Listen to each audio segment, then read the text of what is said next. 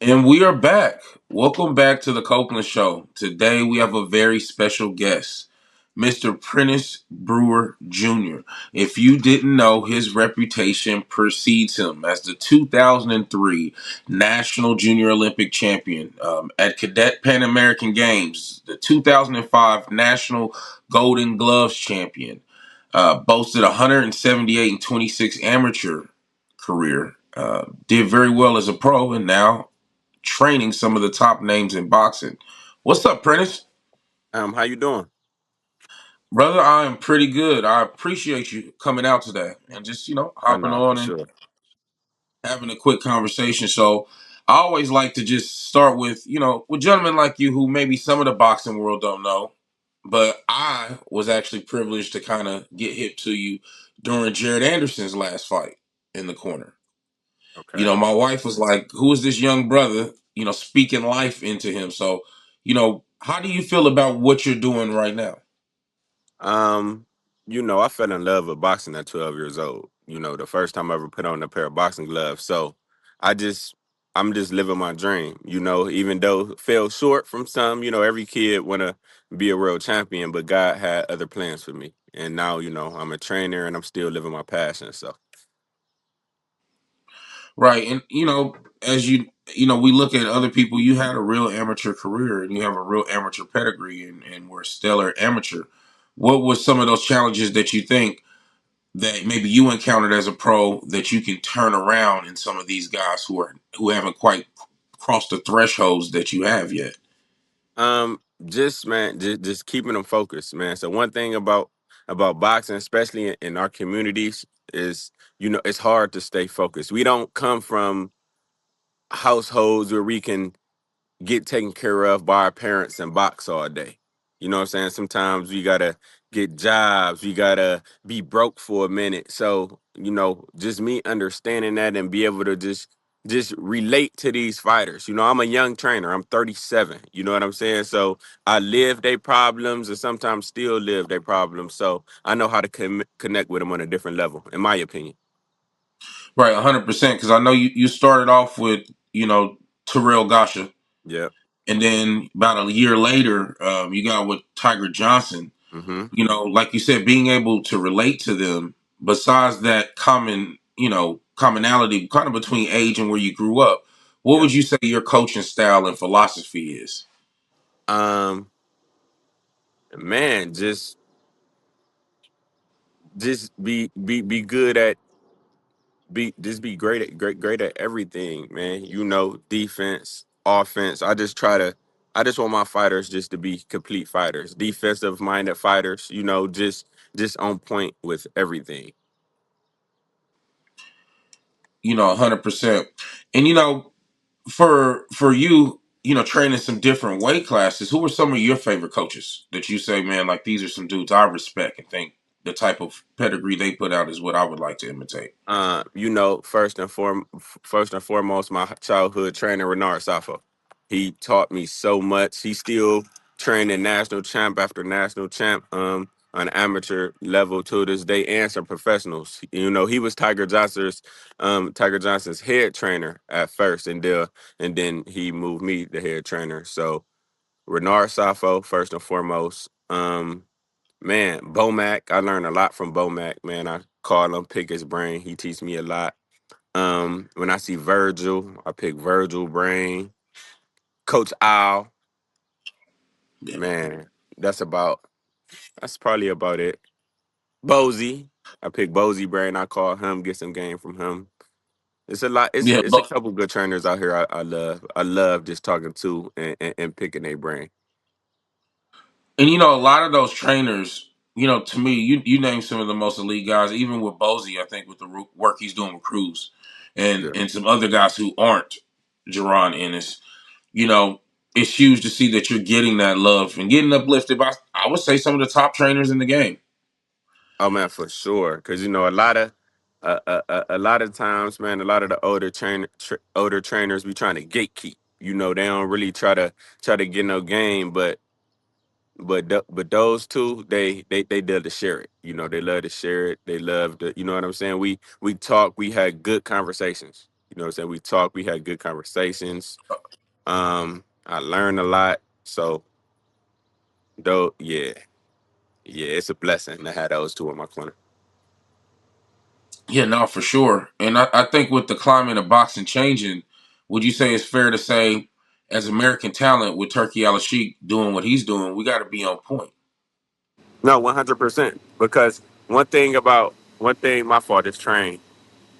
Um, Like, One thing about turkey, it ain't no, you ain't about to go get no tune-ups. You about to go get some smoke. So you got to be yeah, 100% prepared, you know? So with these fighters got to take it serious and they got to know going onto a turkey card, you got to be 100% prepared. But that's why he's putting on some of the best fights. yeah. I mean, what'd you think about like Edgar Berlanga? Losing to Um, Hafez Shiraz. because I don't know people he be hating, but I really was never high on Berlanga. He had 16 knockouts, but them 16 knockouts came from when he was signed to Top Rank. They have the best matchmakers in the world. They know how to create a superstar. You know what I'm saying? He wanted them big fights early. They thought he wasn't ready, so he left. You get what I'm saying? So with that being said, I feel like he should have took his time a little more. He should have took his time a little more. Got a couple thumps in there, where he really, really, really got pushed. You know what I'm saying? I mean, he did good with Canelo, but I just don't. I just wasn't too big on him, man. Just to be honest with you, I think he still got a lot of potential. But I feel like he need to stop the fake tough shit, all the gangster, bro. Just get in the lab and focus on the craft and bounce back harder. You know what I'm saying? I feel like he put too much onto the I'm the tough guy, king of New York, bro. Fuck all that. Get to the grind and go be great. Go chase greatness, man. That's just my opinion. No, I agree, man. It was hard to watch, and some of it's just like Dubois and Usyk this weekend. I don't know if you were surprised, but I wasn't. I Nah, mean, nah. No, Usyk is Usyk is like that, man. And one thing about him, I knew he was the more versatile fighter. I knew he would have made adjustments, so I wasn't surprised about that shit either. yeah, no, it wasn't. You know, I think him stopping Dubois and taking unguarded shots. That's what happens to you. Yeah, You got for to sure. protect yourself at all times. Yeah, And we've really, I felt like, had a couple great weeks of boxing over the last couple weeks, even with the women's card, and then with Clarissa coming up this weekend. yeah. Right? Yeah. We boxing been in a good place lately. There been a lot of good boxing coming on, man. Boxing been in a good place. So out of your stable, I mean, I know we can't talk too much about you know contracts that maybe haven't put ink to paper yet, but what can we expect coming up from Prentice and Tiger and Jarrett and Terrell? Um, Everybody just waiting right now. Top Rank got the network switch coming in after July. So we'll probably know a date around probably August. We'll probably know something. So right now, Tiger he just relaxing. We gonna about to get in the lab soon, start working on the craft. Terrell waiting on the call. And Jared just, a lot of rumors been circulating, but we don't got nothing official yet. Yeah, Jarrett, I'm a big fan of Jarrett, and I'm interested to see because you've only been his trainer for one fight, right? Like that was the first fight. I was the head trainer, but I was with him two prior. I was assistant with Bacoli, and then the one before that in Texas. So Yeah. this the So third, but this was the first my head training job. yeah, I'm interested to see the return of Big Baby on this next run towards getting a belt because I really feel like with the landscape of the heavyweight division now with Usyk beating everybody, if Usyk doesn't retire, in reality, I think dudes like Jared Anderson a couple big wins away from getting that shot. Oh yeah, 100%. He right there. He knocking on the door, man. He knocking on the door. He got the talent. He got the IQ. He just gotta go out there, believe in himself, and perform. That's it. And I think that's a big deal. Another thing is, people like Benavidez and Yarde. I don't know if you've seen the Anthony Yarde and Benavidez going to score Yeah, off November 22nd. yeah. Who you got coming out of that fight?